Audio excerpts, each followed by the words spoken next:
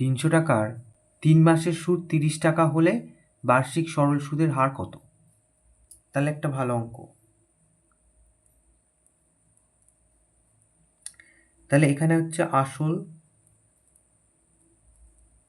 P সমান সমান 300 টাকা,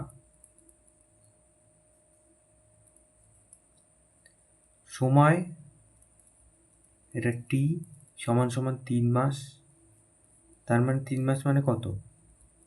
1/4 বছর, 12 মাসে 1 বছর, তো 12 দিয়ে ভাগ করতে হবে।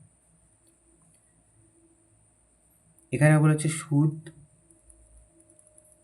এইটা সমান সমান 30 টাকা। তাহলে এই আসল পি, সময় টি, আর সুদ হচ্ছে বড় হাতের আই। তাহলে সুদের হার হচ্ছে ছোট হাতের আর, এইটা আমরা জানি না, জিজ্ঞাসা চিহ্ন। তাহলে এবার লিখবো একটা সূত্র, যে আমরা জানি যে, কি জানি সূত্র? আর সমান সমান আই গুণ 100 বাই পি টি। এখানে এই আই সমান সমান P R T by 100,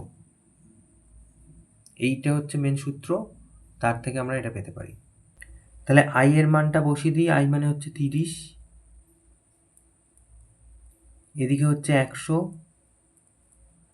P এর মান হচ্ছে এই যে 300, আর টি এর মান হচ্ছে 1/4।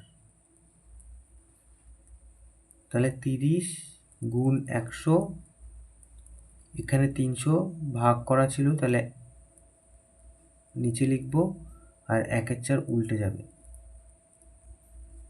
ভাগ, কাটাকুটি করি, এটা কাটা, এটা কাটা, তাহলে 3 আর 3 কেটে যাচ্ছে, 3 10 30, তাহলে 40%। তাহলে অতএব সুদের হার 40%, এটা উত্তর।